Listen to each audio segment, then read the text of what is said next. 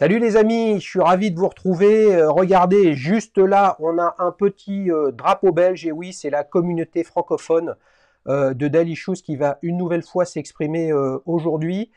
On a déjà vu des panareils sur Dalichous, mais jamais dans Duel Time, dans Petite Montre entre amis. Et là, on a un modèle qui est très désirable. Certes, c'est une Luminor, mais le modèle avec 8 jours de réserve de marge, vous vous rendez compte les amis, et la fonction GMT, tout ça en céramique. Oh là là, roulement de tambour. Vous savez qui va nous présenter ça? Et oui, j'ai le grand plaisir de vous annoncer l'arrivée de François avec sa PAM 335 Panerai. C'est parti dans un nouveau Duel Time.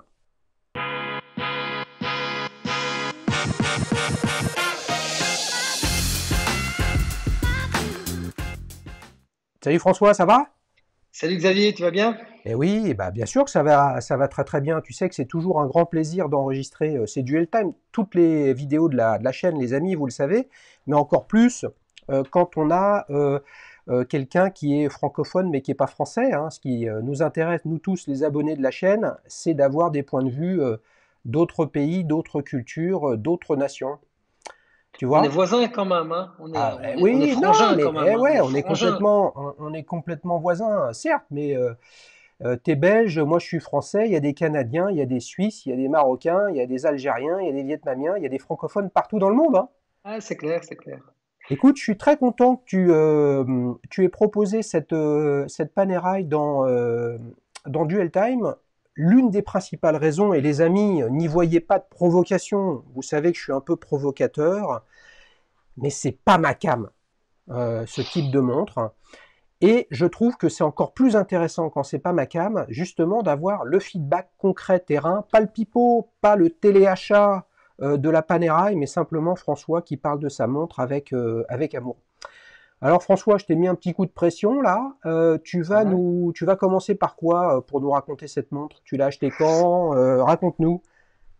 Alors, en fait, moi, j'ai de décevoir, tu vois. C'est pas un coup de cœur en soi, au prime abord. Ouais. C'est peut-être le coup, l'affaire, tu vois. C'est le truc où j'adore les montres depuis toujours, évidemment. Aussi loin que je remonte, j'ai toujours aimé les montres. Et à un moment donné, je me dis, tiens, j'ai commencé ma vie professionnelle et je m'étais offert une Tag Heuer, une Kerium, tu vois, un truc uniquement pour le look. Ouais. Et donc, je m'occupais pas, je m'intéressais pas à ce qu'il y a à l'intérieur, tu vois. Vraiment, c'était le coup de foudre, le truc qui peut me plaire comme ça. Et donc, il y a quelques années, en 2014, j'avais envie de me faire plaisir avec une montre, voilà, tout simplement. Et donc j'ai cherché sur Internet, etc. Et puis je tombe sur cette Panerai. Je connaissais la marque évidemment, mais voilà, je connaissais même pas le modèle, rien du tout. Et je la vois en seconde main, tu vois, sur un site français d'ailleurs. Et donc je dis ah tiens celle-là, elle est sympa. Et donc je commence à regarder, je regarde son prix neuf, je regarde son prix d'occasion. Je me dis, tiens, à mon avis, je vais tomber sur une copie qui fait poète-poète quand tu appuies dessus, tu vois. Parce que, bon, elle était vraiment pas très chère par rapport au prix neuf. Et je prends quand même contact en me disant, bon, je vais voir sur qui je tombe et puis je verrai. Et puis, je suis tombé sur quelqu'un tout à fait respectable, un chef d'entreprise français. On s'est donné rendez-vous à Lille.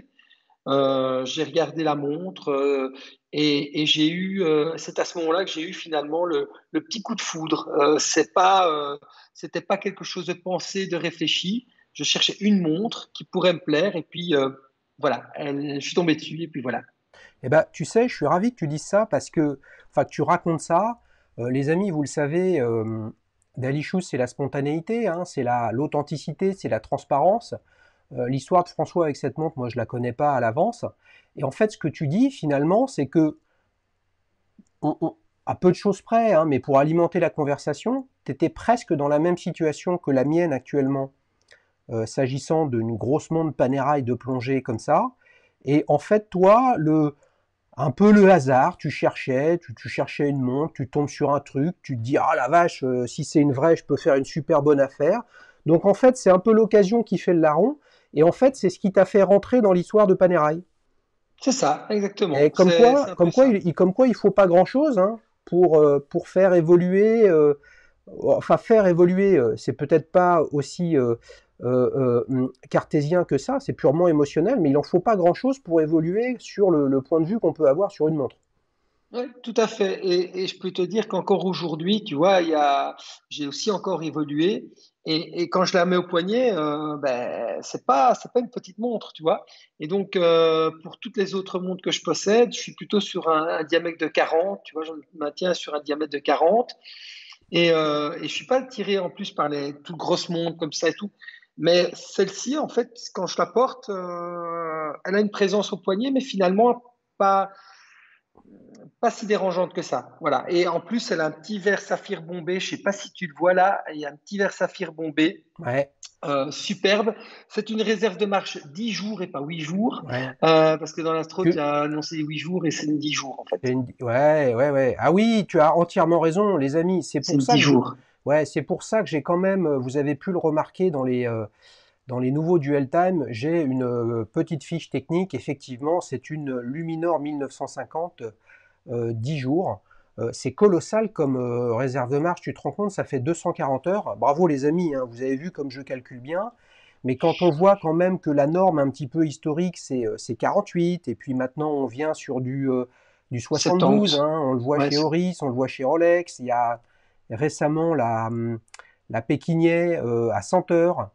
Voilà, mais là, 10 jours, c'est 240 heures. Tu as quoi? Il y a deux barilets dedans pour avoir une réserve de marche comme ça?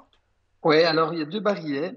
Et ce qui est intéressant, enfin ce qui est comique, moi j'ai l'habitude de le dire, il faut bien cette réserve de marche de 10 jours parce que c'est pas une montre que tu portes justement tous les jours, tu vois. Donc moi je suis bien content. En plus, elle est assez fragile. Je vais dire, donc c'est un mouvement manuf. Ouais, D'accord. Et j'ai eu le malheur d'aller beaucoup trop vite dans son réglage au niveau des dates, parce que forcément, si tu la laisses tomber en dessous des 10 jours, forcément, il faut régler. Et quand je suis parti une fois en vacances j'ai fait un trip pendant 3 semaines, et donc elle a été restée comme ça pendant 3 semaines sans bouger, même un peu plus. Et donc j'ai dû rattraper les jours quand j'ai voulu la mettre, et j'étais un peu pressé, donc j'ai tourné très vite. Et donc, j'ai pété une petite pièce à l'intérieur ouais, qui fait que j'ai dû la remballer. Ça m'a coûté 600 balles. ouais. Ouais, ça fait mal. T'as fait faire ça chez Panerai? Non, alors chez Panerai, c'était 1200 balles. Ouais, Euh, et j'ai un horloger qui travaille très très bien dans la région, qui a commandé les pièces et qui a fait ça lui-même et vraiment impeccable. Ben voilà, et donc forcément depuis, je t'avoue que j'ai acheté un petit remontoir automatique et mhm, donc d'office, elle tourne tout le temps pour éviter je comprends, que je doive avoir ce genre de truc. je Voilà. comprends. C'est quoi le petit adjectif qui qualifie le mieux cette montre? Tu vas pas nous dire fragile quand même. Ah non, non, moi je dirais qu'elle est versatile. Ah, alors tu sais que Versatile? versatile est un, euh, est un, est un adjectif qui est compliqué, hein, puisque parfois je m'en mêle les pinceaux, mais en français ça veut dire qui change souvent. Donc C'est ça. une montre qui change souvent, c'est un peu compliqué, puisqu'une montre est quand même un objet inerte, alors que versatile en anglais, ça signifie justement que c'est utilisable dans à peu près toutes les conditions. Hein. C'est ça. Donc toi, c'était plutôt version française ou version anglaise? Justement, je suis moi tellement versatile que je suis dans les deux, tu vois. Alors Donc je pour la première t'explique. fois, les amis, tu sais quoi, François, avec mon petit système, je vais te mettre un petit coup de trompette. Voilà. Voilà. Parce que pour la Alors, première fois, on a quelqu'un qui utilise versatile, mais en intégrant les deux significations francophone et anglophone. Mais ça veut dire que parfois tu la portes et tu te dis elle est magnifique. Parfois elle est là au milieu avec tes autres montres et tu te dis oh celle-là j'en peux plus, elle est trop grosse, elle est trop ci, elle est trop ça. c'est un peu ça. C'est ça, c'est même tout à fait ça. Tu vois, il y a des fois où j'ai eu, je pense, peut-être 30 fois l'envie de la vendre. Ouais. Et en fait, elle est toujours là. Donc, tu vois, depuis 2014, elle est toujours présente. Mais qu'est-ce qui Et fait que tu donc, la vends pas? Alors, attends, ici, pourquoi versatile? Parce que, regarde, tu vois, j'ai un bracelet orange. Pour l'été, avec le noir, ça match à mort. J'ai un bracelet bleu clair qui va très bien aussi. J'ai un beau bracelet cuir noir sur une boucle déployante Panerai, parce que les boucles déployantes chez Panerai, ça existe. Et également un petit bracelet, tu vois, en cuir brun, comme ça. Et donc, elle est versatile. Et ici, elle est sur un bracelet de la couleur de mon t-shirt, kaki, tu vois. Et donc là, Donc aujourd'hui, elle te va bien. aujourd'hui, elle me va bien. Voilà, tout à fait. Et donc, cette montre, elle est versatile. Pourquoi? Parce que tout à l'heure, je t'ai dit, elle est fragile. J'y fais attention dans le sens où c'est de la céramique. Donc, la céramique, c'est résistant, c'est très résistant sur les griffes, etc. Mais c'est plus fragile sur tout ce qui peut être coup et Oui, choc direct, oui, évidemment. Donc, c'est pour ça qu'elle est versatile, parce que quelque part, c'est très antagoniste. Elle est versatile parce que très rapidement, je peux changer de look sur cette montre avec un bracelet caoutchouc, tu vois, orange, bleu, et je peux avoir des cuirs qui sont très sympas également, qui sont casuels ou autres.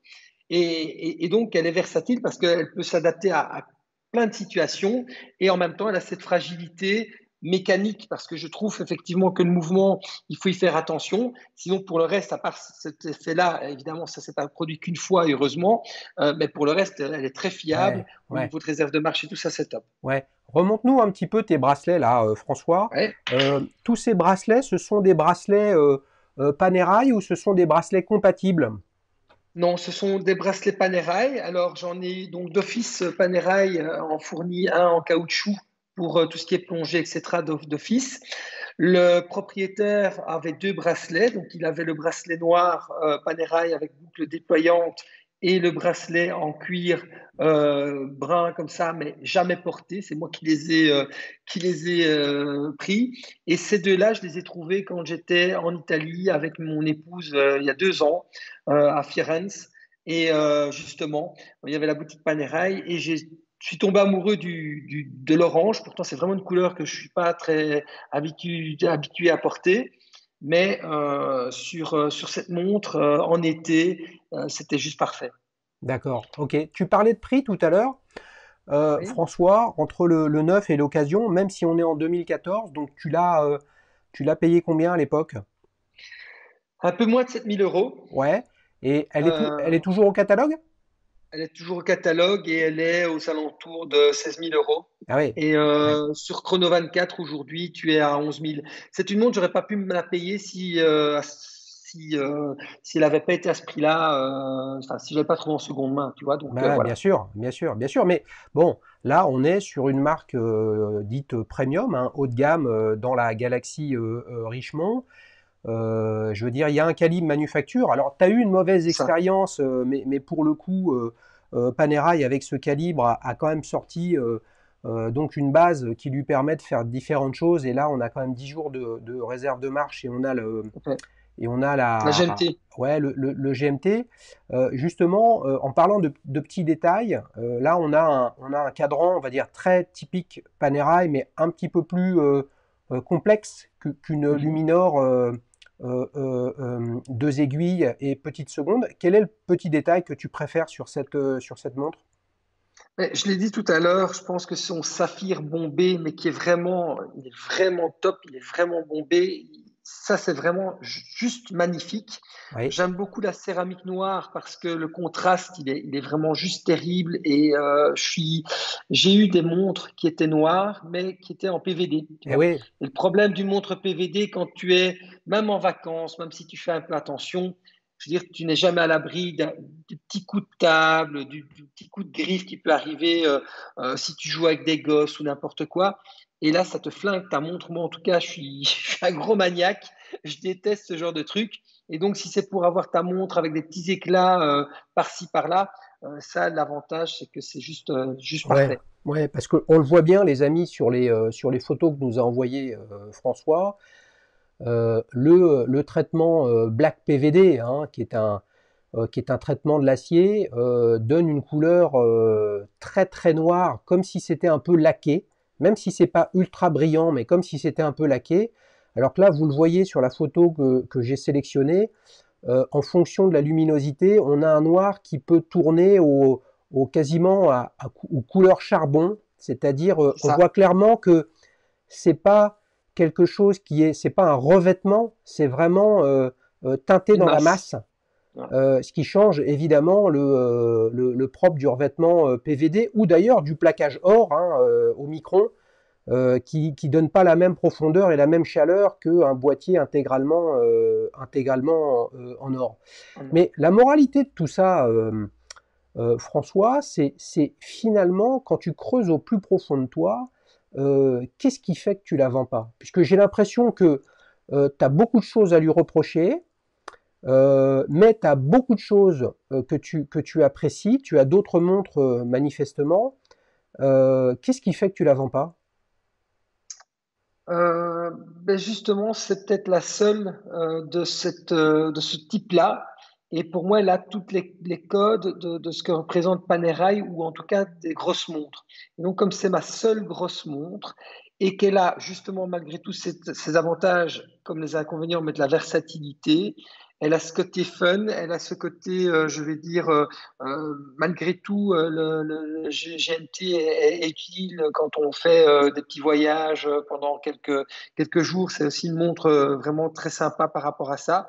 Et donc, c'est vrai que c'est pas la montre que je porte le plus, mais je prends plaisir à porter cette montre quand je dois la porter. C'est ça qui est bien, c'est que elle m'énerve, elle est là, et parfois je dis, mais enfin, elle est là dans ma boîte, c'est de l'argent immobilisé, et je pourrais peut-être en faire une plus-value aujourd'hui pour m'acheter une superbe montre. Voilà, parce que c'est une des plus belles montres de ma collection en termes financiers, je serais tenté de dire. Mais d'un autre côté, c'est aussi la montre que je porte le moins, mais quand je la porte, j'ai vraiment plaisir à la porter.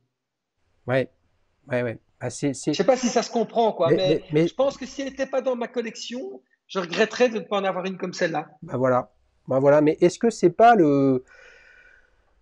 comment dire, est-ce que c'est pas ça le propre du collectionneur? Évidemment, une collection, les amis, vous connaissez mon point de vue, ça commence à deux montres. Et en fait, Voilà, c'est ça. une collection, c'est un chemin, c'est pas une situation.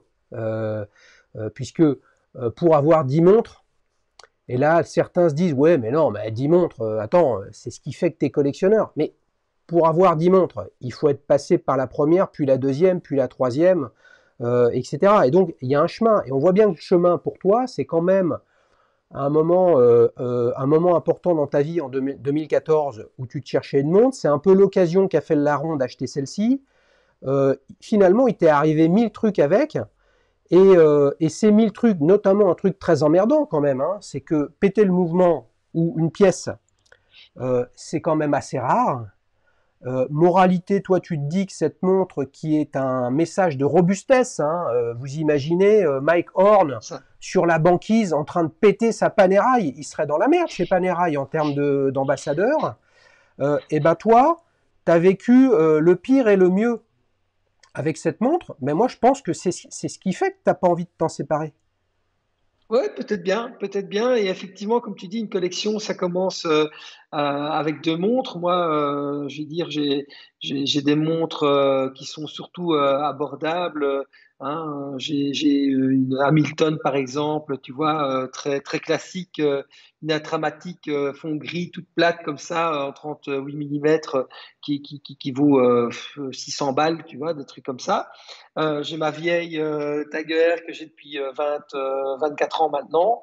Ben voilà, ça fait partie de ces montres-là que je porte plus souvent parce que ben, quand je travaille et tout, ben, je mets plutôt des montres qui sont moins facilement abîmables ou qui sont plus discrètes. Et puis voilà quoi. Donc effectivement, ça fait partie d'un tout. Et dans la collection, ben, je la trouve sympa. Voilà. Eh ben écoute, merci beaucoup François pour ce débrief. Je crois que tu es le premier finalement dans une émission de la chaîne à être ouvertement critique avec ta montre, sans que ça enlève rien au fait que c'est ta montre et que tu l'aimes. tu Ah vois? bah écoute, tu sais, je sais pas si tu es marié, moi je suis marié, je peux être extrêmement critique avec ma femme, mais je n'échangerai contre rien au monde non plus, tu vois. Écoute, je te laisse le choix de cette image, mais en tout cas, un grand merci. Donc les amis, vous connaissez le fonctionnement de Duel Time, je le rappelle à chaque fois. Donc là, François nous a présenté sa Panerai PAM 335, 10 jours de réserve de marche et non pas 8, avec amour sincère, avec amour critique, on va dire. Maintenant, François, je vais te présenter 4 autres modèles de montres GMT sportives et il va falloir que tu nous les décryptes une à une et que tu choisisses à la fin celle que tu préfères parmi les 4. Et vous, les amis, dans l'onglet communauté, vous pouvez voter pour votre montre préférée parmi les 5 en incluant celle de François. Donc, tu es prêt? Oui. Alors, le premier modèle que je te présente est une Grand Seiko de la gamme Sport Collection GMT en 44,2 mm. Alors, qu'est-ce que tu en penses? Alors, cette grand Seiko, je la trouve mais vraiment superbe. Euh, Il y a, donc je vais être très critique, comme tu le sais, j'aime faire les débriefs. Je l'aurais préféré sur un bracelet acier, sur le cou. Hum. Je sais pas s'il existe sur bracelet acier, mais Je pense, oui. je pense que j'aurais préféré ce bracelet acier. J'aime moins la date à 4 heures. Je suis pas très fan des dates à 4 heures. Je préfère une date à 3 ou à 6, principalement sur les montres. Sinon, à part ça, c'est juste une tuerie dans les couleurs, dans le look. Alors, je vois, c'est une 44. Donc là, comme je t'ai dit tout à l'heure, je suis plutôt sur du 40. La panne est la seule dans cette taille-là. Donc, il faudrait voir au poignet. Mais Ouais. si je mets la taille, donc si elle existait en 40 ou 41, je pense que ça pourrait être un 9 sur 10. Mais du fait de allez, de cette taille et de la date à 4 heures, je pourrais pas aller aussi haut, mais pour le reste, je la trouve vraiment très harmonieuse. C'est quoi le petit détail que tu préfères sur celle-ci? Écoute, j'aime l'équilibre, j'aime paradoxalement, j'aime la couleur aussi, qui est un peu particulière. C'est une sorte de bleu-vert pétrole comme ça, je sais. Enfin Ouais. voilà, il y a c'est une couleur assez particulière, on voit pas partout. Mm. Et c'est ça qui, moi, me fait plaisir parce qu'il y a tellement de copies de Batman ou de Pepsi où tu vois, il y a plein de plongeuses qui reprennent les couleurs Pepsi ou autres. Là, on est sur des vraies couleurs qu'on ne voit pas souvent. Mm. Et ça, c'est chouette, quoi. Ouais. Et la petite touche de rouge, je trouve qu'elle est bienvenue sur le GMT. Mm. Bah, c'est clair que là, on a une GMT qui n'a aucun code, si ce n'est une lunette bicouleur, hein, mais qui Ouais, a aucun code de la GMT Master de Rolex dont tu parles. c'est Là, ça. à bien des égards, sur les index, les aiguilles, on est sur un mix de Seiko et de Grand Seiko. Moi, je trouve qu'elle a C'est les ça. codes des plongeuses Seiko. Hein, C'est ça. ouais, 62 masses typiquement avec les index et les aiguilles comme ça. La couronne, la couronne à 4 heures, hein, c'est vraiment pour moi, c'est la couronne des divers Seiko. C'est cool, ouais, tout à fait. Ce que je trouve original, je sais pas si tu le vois, et en fait, je me souviens plus comment sont les lunettes de toutes les GMT qui ont des Oui, lunettes le cannelé, bicouleurs, mais tu vois le bien que là, cannelage. les deux couleurs n'ont pas une surface équivalente. Tu vois bien que Ah oui, oui, tout à fait. le blanc ne se termine pas au milieu du 18 et au milieu du J'avais 6. pas, Ouais. j'avais pas fait attention. J'ai Et pas fait attention à voilà, je c'est sais vrai. pas trop, mais en tout cas, c'est pas mal. Et puis, si tu regardes un petit peu la lumière sur le cadran, je pense qu'il y a des index qui sont facettés Ouais, de mille feux, on va dire, qui est ouais, aussi une des marques de fabrique de Grand Seiko, un travail de précision sur des petites pièces comme ça visibles sur le cadran qui le rend vraiment très désirable. Ouais. Alors, Qu'est-ce tu vois, c'est Grand Seiko, tu vois, c'est une marque que j'avais jamais approchée, même il y a 6 mois. Et depuis que je suis ta chaîne, d'ailleurs, je m'intéresse à beaucoup plus de montres qu'avant. Dans le sens où avant, j'étais un peu figé sur, alors pas pour les acheter, mais simplement par intérêt de suivre les marques, tu vois. Donc, je suivais un peu les grandes marques. Simplement, ben voilà, tu vois, tu as des magazines de montres, tu lis sur Internet, etc. Et donc, il y a des montres auxquelles je m'intéressais pas en me disant, bon, de toute façon, celle-là, c'est ce genre de montre, c'est pas ce genre de marque sur laquelle j'irais si demain Ouais, je gagnais l'euro million, tu vois. Parce que l'idée, c'est toujours aussi de rêver. Et donc, inévitablement, en général, quand tu veux rêver, bah, tu penses à Porsche, tu penses à Ferrari, tu penses à Maserati. Tu vas pas spécialement voir du côté de chez Renault, même s'il y a des chouettes trucs chez Renault.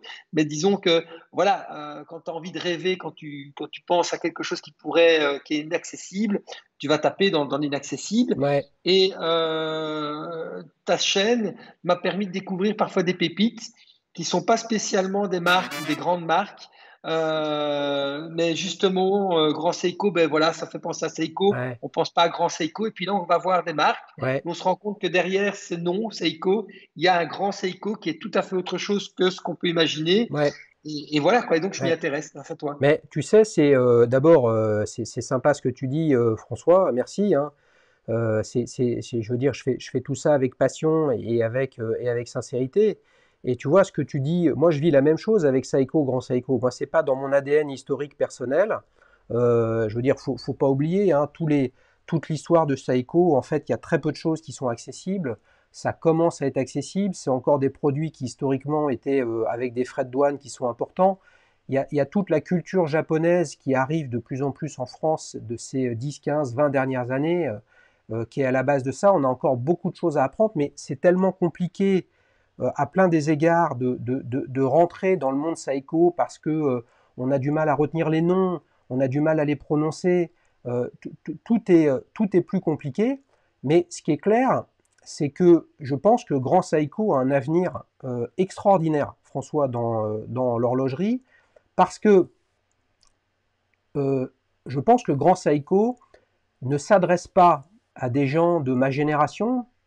Moi, je vais avoir 51 ans dans quelques jours. Il s'adresse aux jeunes qui aujourd'hui ont ou hier avaient 18 ans et qui achetaient des Seiko SKX, des Seiko Prospex, des Seiko 5. Et comme ces modèles sont des modèles à mouvement mécanique, c'est le début de leur aventure horlogère. Et donc, ils ont une petite graine en eux et une affection pour Seiko qui font qu'un jour, leur rêve, ce sera de passer ces grands Seiko. Celui qui, depuis toujours, est un collectionneur ou un amateur d'horlogerie suisse, pour lui, passer chez Grand Seiko, c'est, je pense, beaucoup plus difficile. Donc, ils ont intérêt à garder le nom Grand Seiko parce que les dizaines de millions de montres qu'ils vendent chaque année sous la marque Seiko, en fait, c'est ce qui fera que demain, ces gens-là achèteront des grands Seiko. Bon, moralité de tout ça, parce que sinon, on ne va pas avancer, mon cher François. Combien tu lui mets à cette Grand Seiko? N'oublie pas que les 4 montres que je te présente, elles ont vocation à être des alternatives à ta Panerai. Et donc, de fait, c'est normal qu'elle soit grosse. Donc, prends-la comme une alternative et non pas comme un modèle qui correspond à ton goût actuel. Alors, si c'est une alternative, je ne sais pas ce que tu me réserves, mais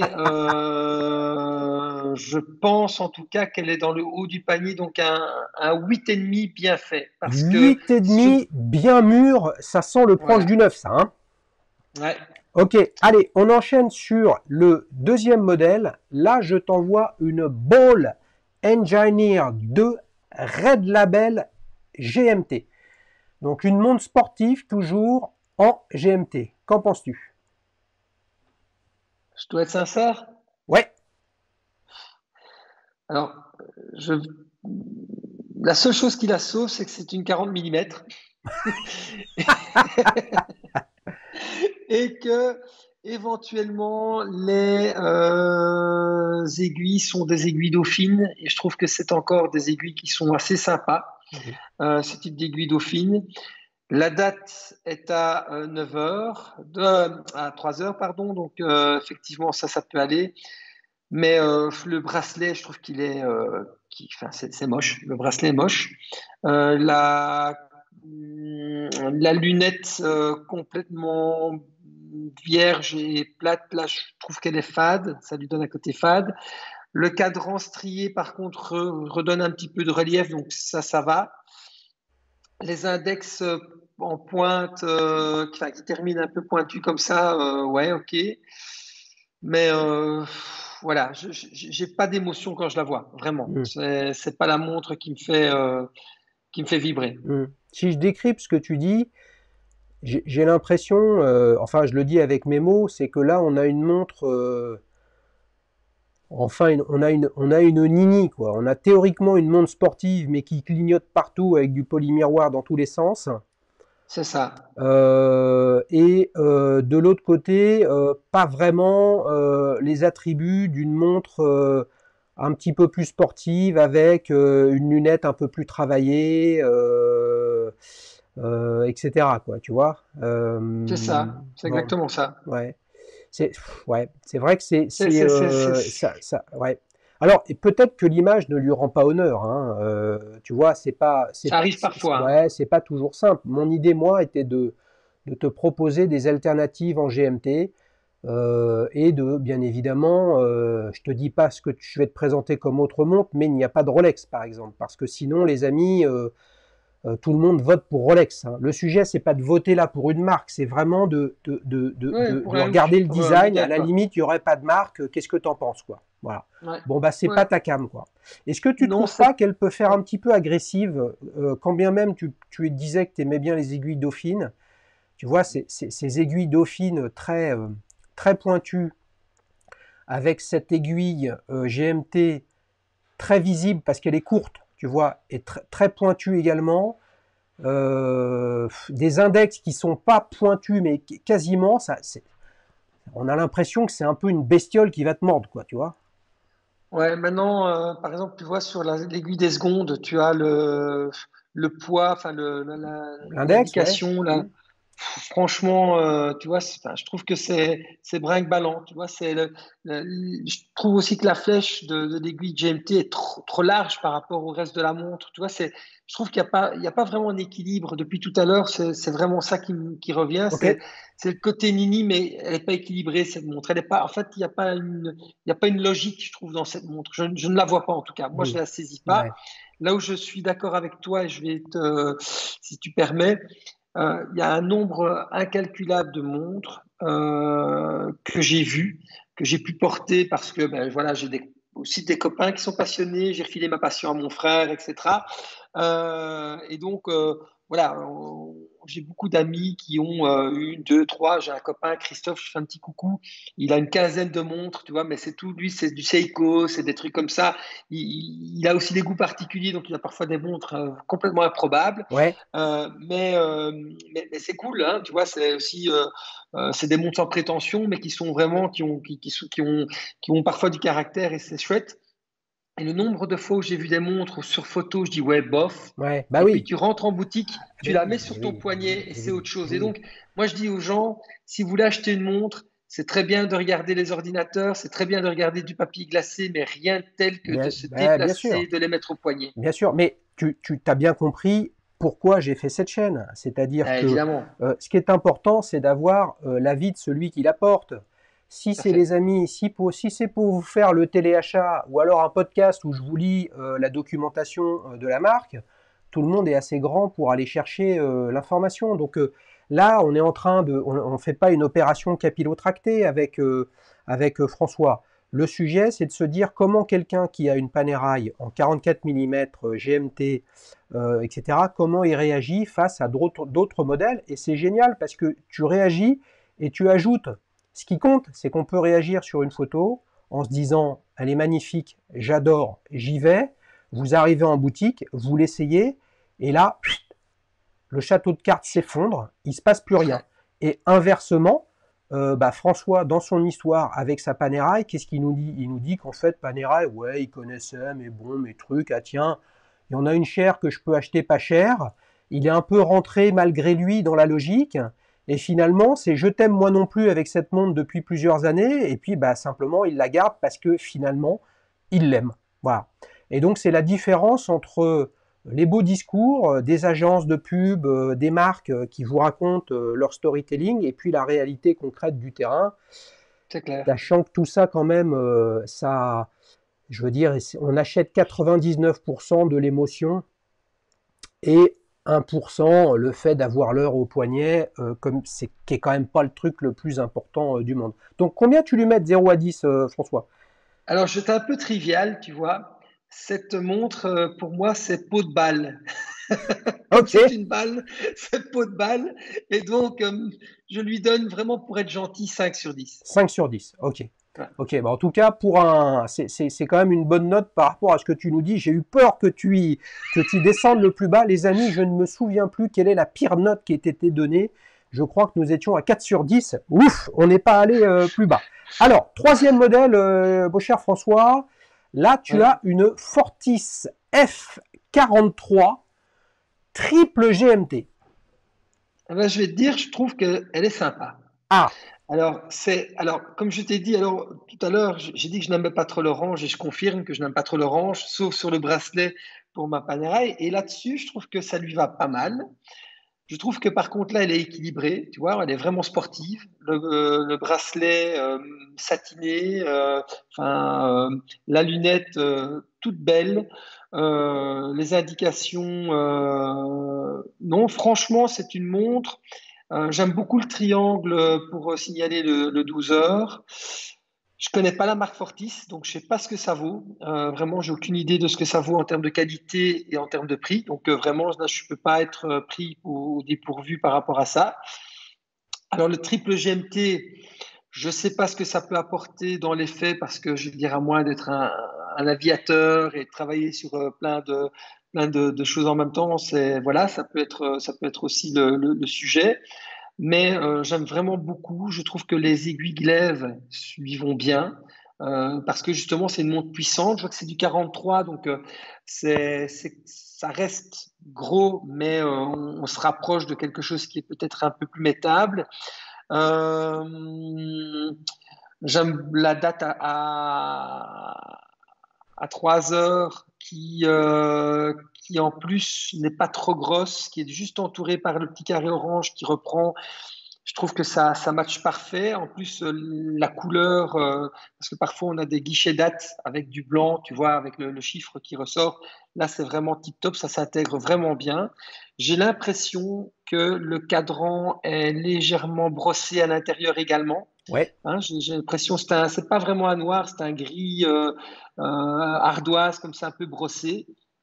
Franchement, c'est une très chouette montre. Alors, je sais pas si elle va au-dessus de la Grand Seiko. Par contre, elle s'en approche dans le sens où c'est très différent, bien sûr, mais dans le goût, l'image que j'en ai, je pense que ça se joue, quoi. Ça se joue dans un mouchoir de Hmm. poche. Bah là, on est clairement sur un modèle qui est plus sportif, hein, Ouais, tout à fait. et qui est plutôt ambiance aviation, hein. Ouais, tout à fait. Justement avec cet index à 12 heures. Et puis bah, rien que son nom, hein. Alors le F-43, est-ce le nom d'un avion de chasse américain, hein, le F-15, M-16, F-35, etc. Je n'en sais rien. Tu parlais de Fortis. Oui. De tête, les amis, vous savez que tout ça est enregistré avec spontanéité, rien n'est préparé, mais c'est une marque qui a plus de 100 ans. Ah oui, Ah ouais, c'est pas ouais, du tout. c'est une marque qui a plus de 100 ans, qui a un patrimoine historique extrêmement intéressant et qui a une petite particularité qui me fait sourire, c'est que son logo, depuis toujours, c'est aussi une couronne. Tu peux regarder au-dessus du R de Fortis, Ouais, je vois. tu as une couronne.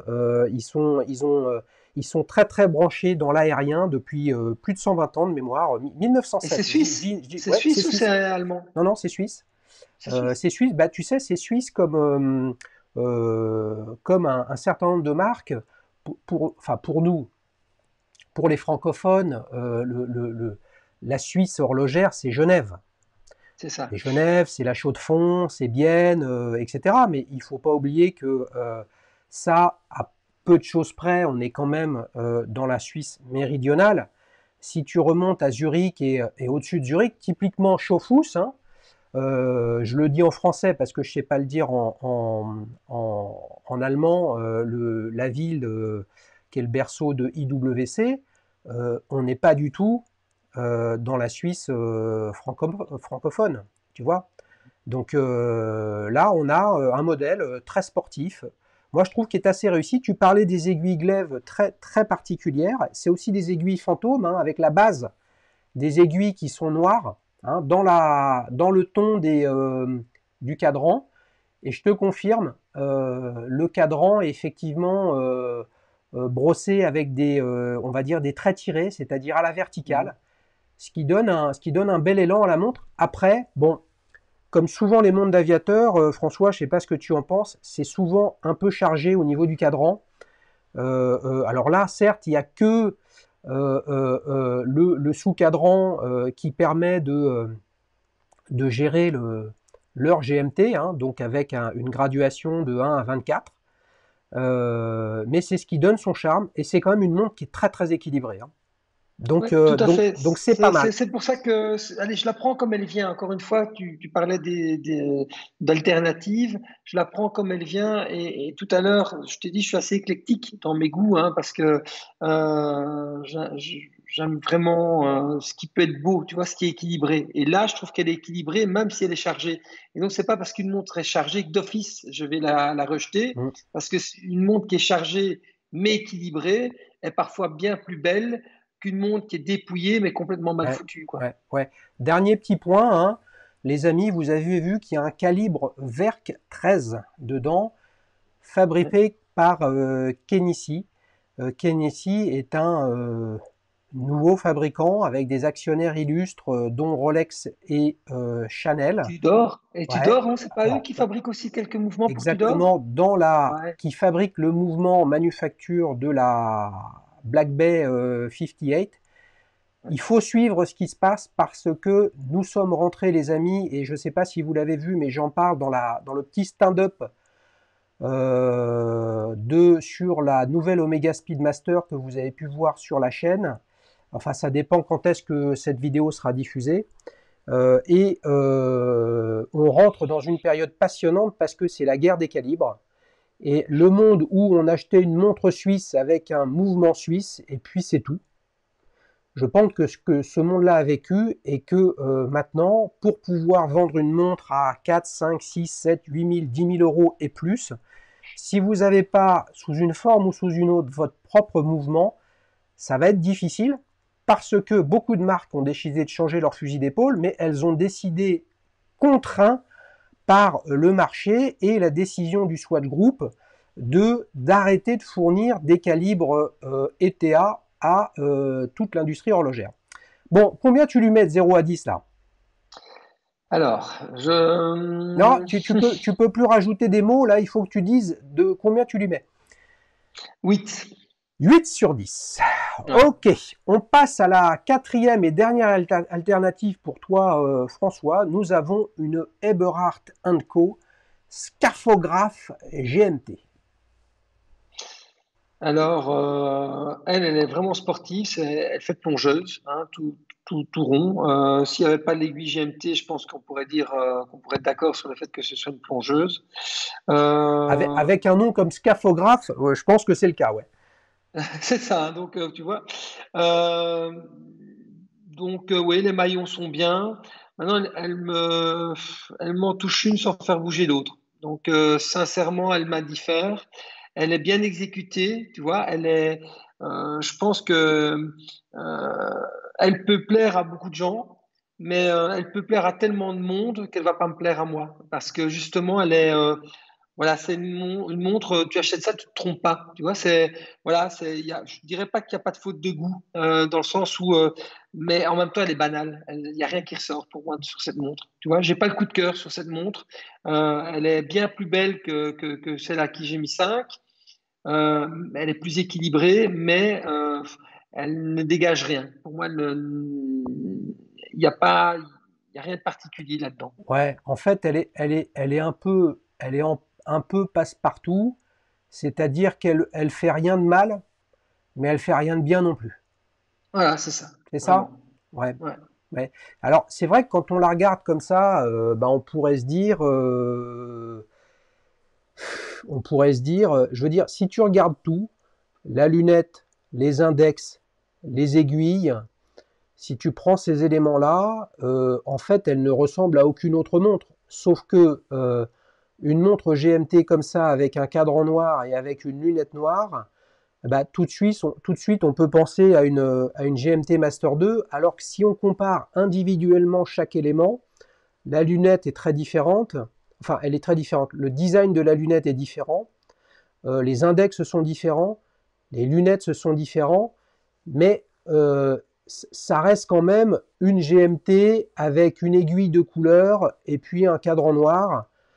Et quand on regarde le format du boîtier, là on a quand même un boîtier qui est extrêmement classique. Donc finalement, comme heureusement ou malheureusement, je ne sais pas les amis, l'étalon des montres sportives GMT, et c'est la force de Rolex, et c'est la GMT Master 2, là on a une montre qui est en fait complètement différente, et les spécialistes voient la différence, mais en fait on a quand même l'impression que le sujet c'est comment je vais faire la même chose sans que ce soit la même chose, quoi. Et ça, j'en tirerais la même conclusion que toi, François, c'est que est-ce que c'est une belle montre? Ouais, il n'y a pas de faute de goût, c'est pas déséquilibré, mais il est où le petit grain d'originalité, de folie, de différence? On rejoint la passion des montres, hein. Certains y voient de la facilité. Je pense que toi et moi, François, nous sommes faits de la même façon. C'est-à-dire, ce qui est important, c'est de trouver les raisons d'aimer une montre où il y a plein de choses qui sont pas acceptables. Et là, en fait, tout est bien, mais Oui, tout est tellement bien qu'il se passe rien. c'est ça, exactement. C'est Ouais, vraiment ça. c'est dommage. Après, je connais pas. Dites-nous en commentaire si vous connaissez la marque Eberhard Co.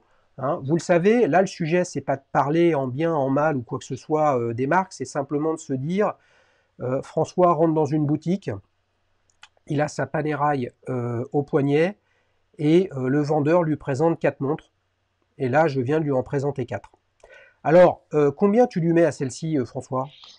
Alors celle-là, c'est très difficile parce que elle est bien exécutée, donc j'ai pas envie d'être méchant par rapport à cette marque parce que vraiment, elle pourrait plaire à tellement de gens que je pense que si je mets une mauvaise note, il y a plein de gens qui pourraient dire, mais non, moi, cette montre, elle pourrait être mon unique montre. Quelque part, elle pourrait être la montre de monsieur, quelqu'un qui veut juste une montre et il va trouver celle-là, elle est belle et il n'y a pas de faute de goût. Donc ça, je peux comprendre.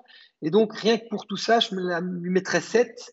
Euh, Parce que elle peut convenir à tellement de gens que je ne veux pas être blessant par rapport aux gens qui pourraient l'acheter parce que c'est pas une faute de goût que d'avoir une montre comme celle-là. Mais moi, Hum, voilà. hum, hum. Bon, les amis, c'est le moment de voter hein, pour votre montre préférée parmi les 4. Donc, si on les repasse rapidement, on a démarré avec la Grand Seiko Sport Collection GMT. On a enchaîné après avec la Ball Engineer 2 Red Label GMT. Puis la Fortis F43, les amis, comme un avion de chasse triple GMT. Et on vient de conclure avec la Eberhard Co Scaphograph GMT. Bon, il n'y a pas photo, il n'y a pas photo, François. Ce que tu préfères, c'est la Seiko. Ouais, la Seiko et la Fortis, elle est bien aussi. Franchement, la Fortis, je vais me renseigner après, après notre petit rendez-vous. Je vais aller voir un petit peu ce Mais qu'on dit sur tu cette votes pour Fortis. laquelle alors? Non, je vote pour la Grand Seiko, mais la Fortis, je trouve qu'elle a vraiment du charme, quoi. Ouais, eh oui, donc le winner, c'est cette grand Seiko. Ouais. Écoute, je crois que j'aurais voté pour celle-ci aussi. Il y a une petite chose que je trouve intéressante. Tu t'es dit c'est dommage qu'elle soit sur bracelet cuir, mais si tu regardes bien, je pense qu'elle a des anses qui sont assez courtes, puisque là, on a un bracelet cuir Ouais. avec une pompe courbe qui fait que Mhm. le bracelet cuir épouse parfaitement la carrure du boîtier. Et ça, Ouais. ça c'est vraiment sympa. Et tu vois, c'est assez original, hein, mais là, on a tout ce qu'il y a dans une GMT Master 2 Rolex, mais finalement, tout est différent. Tout est différent. Ouais, c'est ça. Voilà. C'est exactement Et ça. pour le coup, peut-être que ce qui fait aussi son originalité, c'est l'alignement du guichet date avec la couronne à 4 Mhm. heures, qui lui donne Ouais. aussi une singularité qui est vraiment, qui est vraiment intéressante. Bah, les amis, vous Mais savez ce qu'il vous reste à faire, hein, c'est d'aller dans l'onglet communauté. Vous avez le lien si vous en avez besoin dans la description de la vidéo. Et puis bah, vous votez pour votre montre préféré. Ne votez pas pour la marque. Faites comme François, déconnectez-vous de la marque et raisonnez plus en termes de design. Et évidemment, si vous vous dites que le design vous intéresse, et ben là, creusez dans l'histoire des marques et vous verrez qu'il y a des choses toujours merveilleuses, avec des belles aventures et des choses à apprendre. François, merci beaucoup. oui. Ben, Vous- merci à toi, Xavier. Bah ouais, non, mais c'est moi qui te remercie. Attends, si t'es pas là, il n'y a pas d'émission, les amis. Ou alors je me mets à faire du téléachat, les gars. Ouais, cette montre, elle est vraiment très très bien, je vous la conseille. C'est super. Bon, vous T'as avez bien raison. compris que, ouais, T'as raison, Xavier. Moi, j'ai juste demandé une chose. Alors, puisque tu dis ça, moi, je veux dire, venez nombreux parce que moi, j'adore regarder tes émissions, mais effectivement, venez tous présenter vos montres. Comme ça, je vais me délecter. ça marche. Si vous voulez, si vous écoutez ce que dit François, bah, vous m'envoyez un email sur www.dailyshoes.fr, pas un email, un formulaire, pardon. Et puis, si vous êtes en région parisienne, eh ben, éventuellement, on pourra faire un petit montre entre amis ou un street watch. Et puis, si vous êtes en province ou à l'étranger, où que ce soit dans le monde, comme François, qui nous vient de Belgique, eh bien, on fera un duel time. Allez, les amis, je vous embrasse. À bientôt. Ciao, ciao.